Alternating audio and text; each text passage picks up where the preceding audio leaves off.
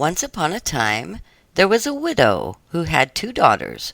One of them was beautiful and industrious, the other ugly and lazy.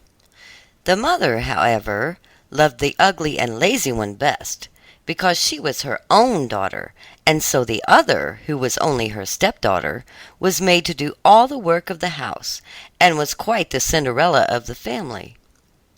Her stepmother sent her out every day to sit by the well in the high road, there to spin until she made her fingers bleed. Now it chanced one day that some blood fell on to the spindle, and as the girl stopped over the well to wash it off, the spindle suddenly sprang out of her hand and fell into the well. She ran home, crying to tell of her misfortune, but her stepmother spoke harshly to her, and after giving her a violent scolding, said unkindly, "As you have let the spindle fall into the well, you may go yourself and fetch it out." The girl went back to the well, not knowing what to do, and at last, in her distress, she jumped into the water after the spindle. She remembered nothing more until she woke and found herself in a beautiful meadow, full of sunshine and with countless flowers blooming in every direction. She walked over the meadow, and presently she came upon a baker's oven full of bread, and the loaves cried out to her, take us out, or alas, we shall be burnt to a cinder. We were baked through long ago." So she took the bread shovel and drew them all out. She went on a little further till she came to a tree full of apples. shake me, I pray," cried the tree. "My apples, one and all, are ripe."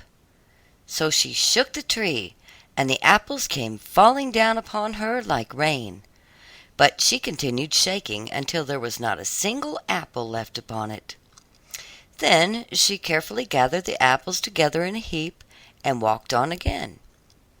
The next thing she came to was a little house, and there she saw an old woman looking out with such large teeth that she was terrified, and turned to run away. But the old woman called after her, "What are you afraid of, dear child? Stay with me. If you will do the work of my house properly for me, I will make you very happy. You must be very careful, however, to make my bed in the right way, for I wish you always to shake it thoroughly, so that the feathers fly about. Then they say, down there in the world, that it is snowing, for I am Mother Holle." The woman spoke so kindly that the girl summoned up courage and agreed to enter into her service. She took care to do everything according to the old woman's bidding, and every time she made the bed she shook it with all her might, so that the feathers flew about like so many snowflakes. The old woman was as good as her word. She never spoke angrily to her, and gave her roast and boiled meats every day. So she stayed on with Mother Holle for some time, and then she began to grow unhappy. She could not at first tell why she felt sad, but she became conscious at the last of great longing to go home. Then she knew she was homesick, although she was 1,000 times better off with Mother Holle than with her mother and sister.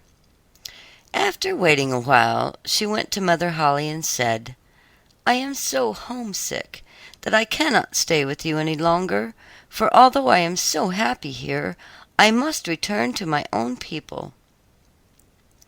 Then Mother Holle said, "I am pleased that you should want to go back to your own people, and as you have served me so well and faithfully, I will take you home myself." Thereupon she led the girl by the hand up to a broad gateway. The gate was opened, and the girl passed through.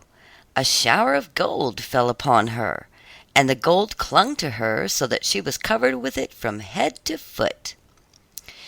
"This is a reward for your industry," said Mother Holle, and as she spoke she handed her the spindle which she had dropped into the well.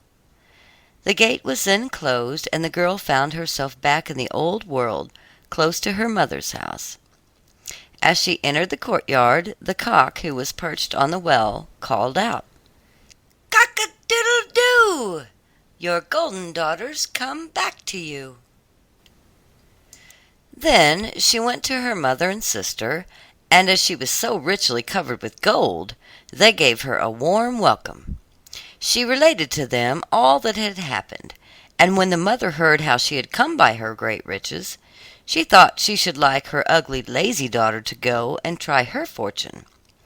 So she made the sister go and sit by the well and spin, and the girl pricked her finger and thrust her hand into a thorn bush, so that she might drop some blood onto the spindle. Then she threw it into the well and jumped in herself. Like her sister, she awoke in the beautiful meadow, and walked over it till she came to the oven. Take us out, or alas, we shall be burnt to a cinder. We were baked through long ago," cried the loaves, as before. But the lazy girl answered, "Do you think I am going to dirty my hands for you?" and walked on.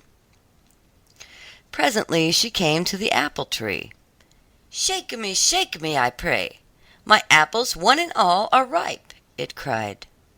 But she only answered, "A nice thing to ask me to do.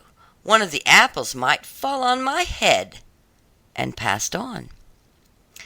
At last she came to Mother Holle's house, and as she had heard all about the large teeth from her sister, she was not afraid of them, and engaged herself with delay to the old woman. The first day she was very obedient and industrious, and exerted herself to please Mother Holle, for she thought of the gold she should get in return. The next day, however, she began to dawdle over her work, and the third day she was more idle still. Then she began to lie in bed in the mornings and refused to get up. Worse still, she neglected to make the old woman's bed properly, and forgot to shake it so that the feathers might fly about. So Mother Holle very soon got tired of her, and told her she might go. The lazy girl was delighted at this, and thought to herself, "The gold will soon be mine."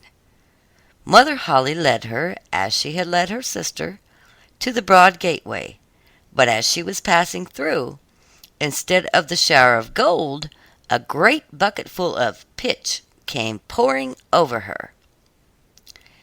"That is in return for your services," said the old woman, and she shut the gate. So the lazy girl had to go home covered with pitch, and the cock on the wall called out as he saw her, "Cock-a-doodle-doo! Your dirty daughters come back to you."